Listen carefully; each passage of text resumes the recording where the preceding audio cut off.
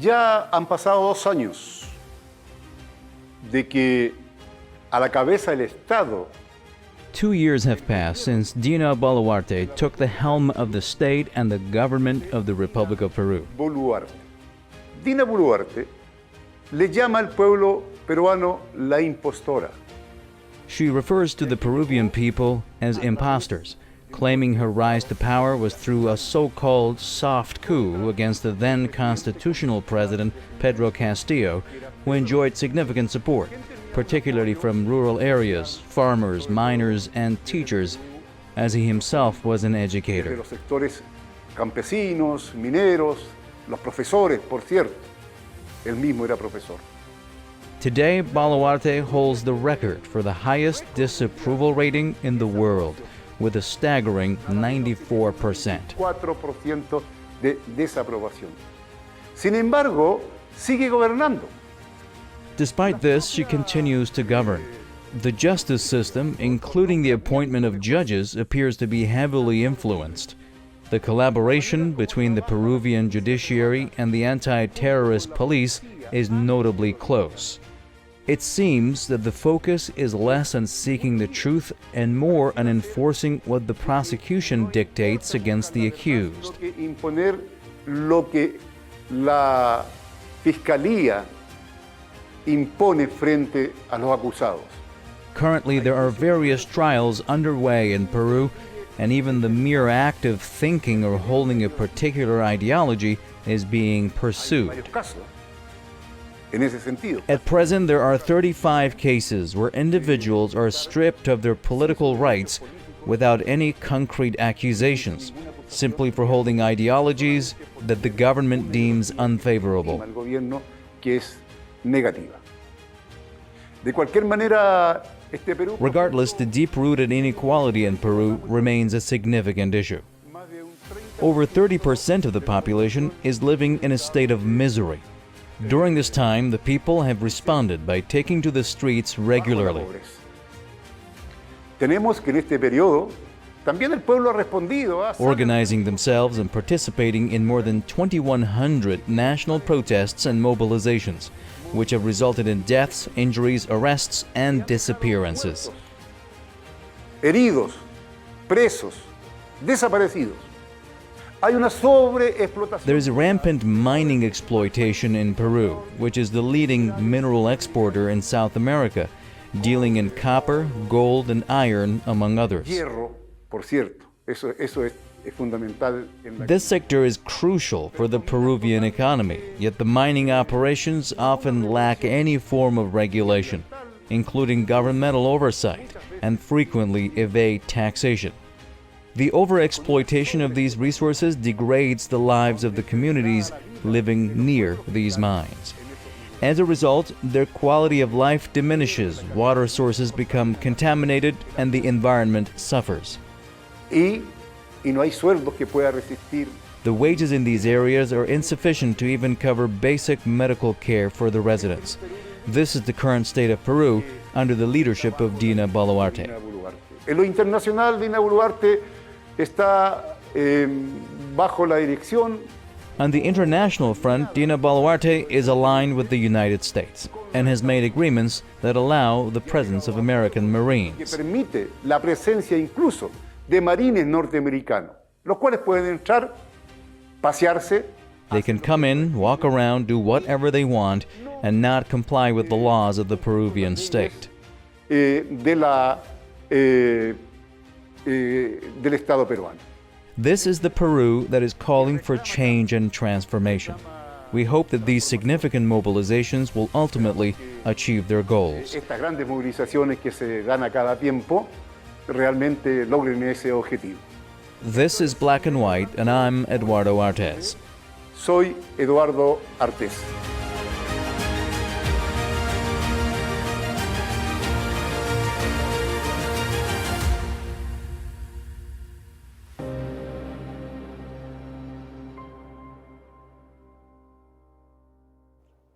En el pasado, cuando alguien se refería a Perú, In the past, when someone referred to Peru or referred to something of great value, something very precious, People in Latin America would say you're worth a Peru.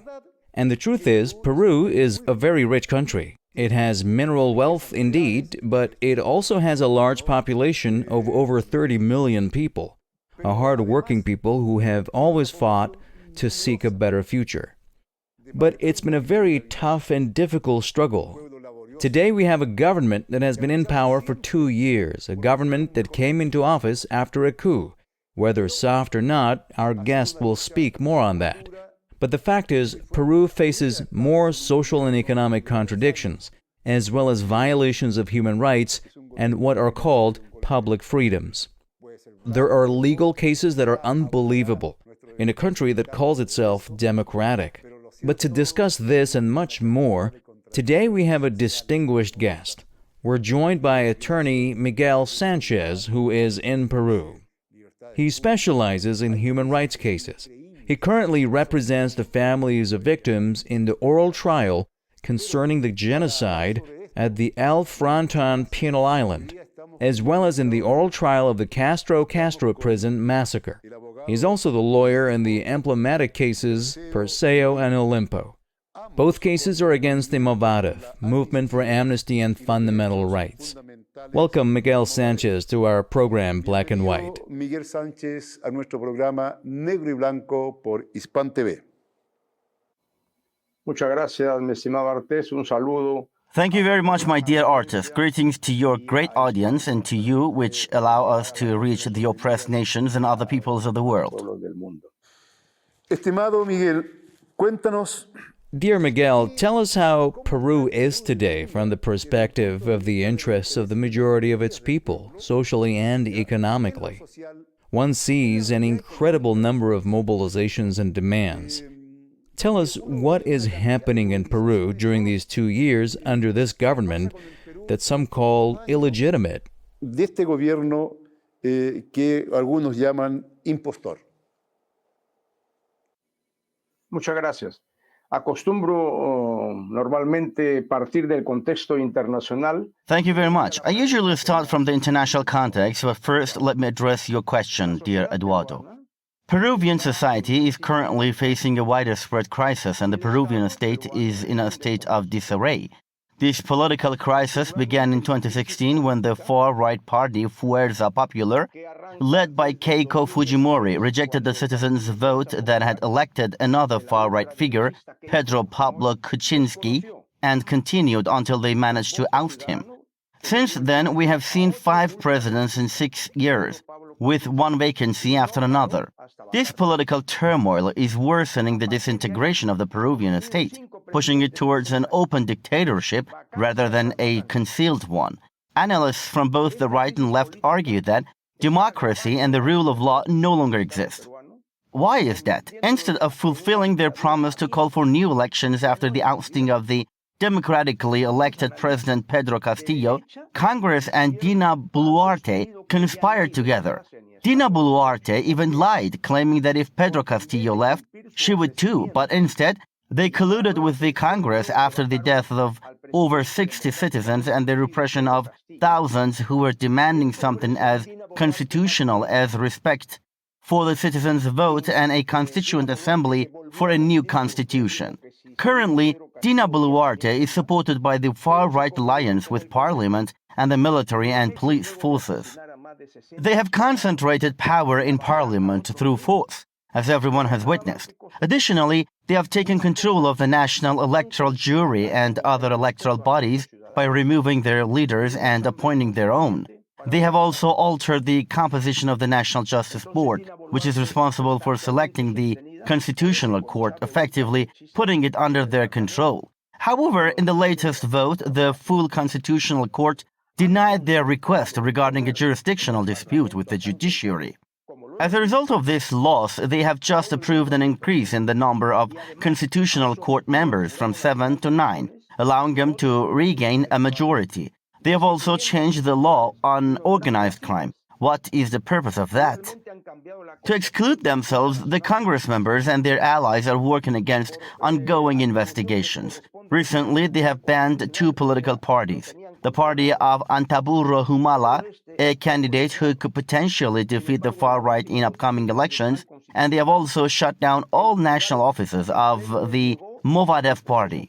This party managed to gather 1,386,000 signatures for its registration in 2011 and 2016, a feat no other party has achieved since. Consequently, they're governing through a police state. Why? Because they rely not on the legitimacy of good governance, but on fear, threats, and extortion against their citizens, even resulting to violence against those who dare to protest. This was evident in December 7, 2021, in the south of the country, when people protested against the disregard for the votes that elected Pedro Castillo. They also threatened to pursue dissenters through intelligence systems, labeling them as terrorists, putting them on trial, and even killing them in prison. Miguel, let's take a break here, and then we'll continue right away, okay? Thanks. Gracias. Correcto. Gracias.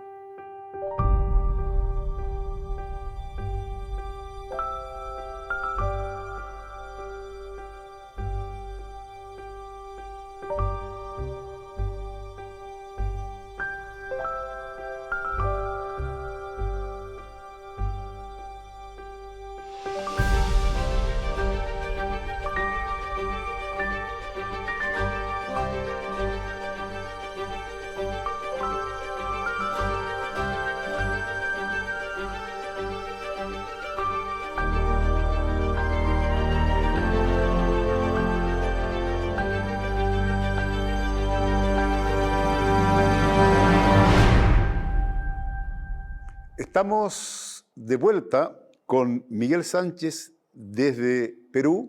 We're back with Miguel Sanchez from Peru, discussing the political and social landscape of our neighboring country, which holds significant importance for all of Latin America, especially since we're located in Chile. En lo que es todo Latinoamérica.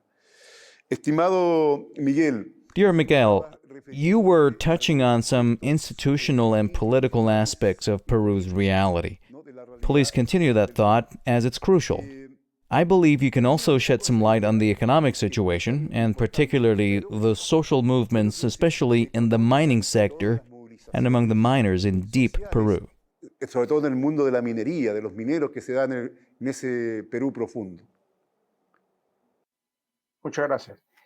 Cuando comenzaste la entrevista, Thank you very much. When you started the interview, you mentioned the significance of Peru, and I just wanted to share 2 points. First, the discovery of Caral has shown that the cradle of the oldest civilization in all America is in Peru, which dates back to roughly the same time as the great civilizations around the world. Additionally, mining has been a major activity here for a long time. You previously asked why Peru seems to maintain apparent economic stability. I would draw your attention to the article in their weekly, the Hildebrandts and Sutres, where Pedro Frank, the Minister of Economy, reveals that what we actually have is an economic crisis. He explains that if we add the economic growth from the past 2 years to last year's negative growth of minus 0.6% along with this year's 3%, we arrive at a total of 2.4%. This translates to an average growth of just 1.2% per year. Given that the population continues to grow, this result is a mere 0.2% annual growth in GDP per capita. In other words, it is zero. como quien dice, es cero. Y además eso se da. And furthermore, this is closely linked to the rise in inequality, as there is no connection between that 1% increase you mentioned and the improvement of living conditions for the vast majority. Yes. La amplia mayoría. Sí. Ya lo han desenmascarado varios notables economistas que no es crecimiento. Several prominent economists have already revealed that what is happening is not growth, but a stagnation. The Peruvian economy needs to grow by at least 5% to keep pace with the annual increase in the economically active population. To gain a deeper understanding of Peru's economy, we can also consider the insights of Francisca Duran, a distinguished economist based in the United States. In his book El Perú Fracturado, he highlights two key points. In Peru, there exists a formal economy and informal economy that encompasses 70% of the economically active population, and an illegal economy. The latter has been a surge in income due to rising gold prices, primarily driven by gold mining. Coupled with a drug trafficking economy, this explains how informal mining exploits land that is not legally theirs, as these operations cannot be formalized. The large concessions granted by the state have historically been awarded to prominent families. These informal miners are working on lands that the state has allocated to others. Additionally, illegal mining occurs along rivers and in other water bodies, as well as in protected natural reserves where mining is prohibited. Another perspective comes from the notable analyst and socialist Jaime Antesana, who points out that as a result of this economic situation, there are 14 registered narco-political parties, which are the main players in the ultra-right alliance that currently controls Congress. They haven't filed any complaints, but they haven't been able to imprison her because she has evidence. So who really holds power in Congress? It's a coalition of shady and subordinate interests that keep Dina Boluarte in place. Why do they support her? Because if she were to be ousted, they would have to leave too, and they don't want that. They would need to call for new elections. And now the news is coming in and they've received updates from today and yesterday. We are on the brink of an election year and discussions about her removal are resurfacing. This isn't a far-right alliance based on political programs or ideologies aimed at establishing a stable democracy within a rule of law. There are no plans for the country that extend into the medium or long term. Instead, it's a partnership based on backroom deals and favors, as they say, in the world of crime or art. De concesiones y favores. Así es, Miguel. Miguel, tú... Absolutely, Miguel. Your career as a lawyer has been crucial in a number of cases. What is the status of reparations and justice regarding the unresolved crimes against humanity stemming from the internal conflict in Peru? han sido resueltos, ¿no? A partir de lo que fue la guerra interna en Perú, por un lado. Also, please share with us about the emblematic cases you are currently involved in, such as Perseo and Olimpo, which we are witnessing in Peru. Estamos, digamos, presenciando en Perú. En este libro que hemos publicado con un colega. In this book that we published with a colleague regarding the defense of the Perseo case, we provide the following context. The book is titled 50 Years of Enemy Criminal Law, Until When? Why is this important? First, they criminalized the revolutionary struggle by labeling it as terrorism. This refers to the conflicts of the 1980s and 1990s, where the Communist Party and the MRTA were branded as terrorists to strip their political struggle for power of its significance. Secondly, even after the war and the end of the internal conflict, they have continued to criminalize popular movements using the same foreign penal code. This political criminal law, known as enemy criminal law, has been used to label public protests as criminal acts through two specific laws. One law defines road blockades during protests as extortion, categorizing it as a common crime, which is a property offense. This is being applied to social struggles and the right to protest. The other law grants police and military personnel a license to kill. And now they are not even going to be judged by the common forum, but by the military and police forum. This is where the campaign of terror begins. Additionally, with the trials you mentioned, Perseo and Olimpo, there has been a shift towards criminalizing mixed Leninist, Maoist, and Gonzalo thought. In other words, being a communist in Peru is now considered a crime. Not by law, since the constitution states that there should be no persecution based on ideas, but through jurisprudence. In the Perseo trial, 25 out of 43 defendants received sentences ranging from 15 to 35 years. They couldn't impose life sentences on those who are imprisoned because they were already serving life terms. There are 6 of them. One of these individuals, who has been my client and has spent 30 years in prison, was given an additional 35 effectively, ensuring she will die behind bars. Furthermore, there is a law that has already been applied to Dr. Abimael Guzman, which means he will also die in prison, with his remains being seized and not returned to his family. This is the law that has been enforced against Dr. Abimael Guzman, and it has become widely known. So what exactly is Perseo? What are the implications of the framework of enemy criminal law for the guarantee of rights, or for human rights treaties? considering that the constitutional and universal right to thought, freedom of expression, and the right to organize, essentially political rights, who are at stake. In other Latin American countries, former guerrilla movements have successfully transitioned into electoral politics and even won presidencies. In Peru, however, this has been stifled by the Pereza trial, which has led to convictions for merely expressing thoughts or demands.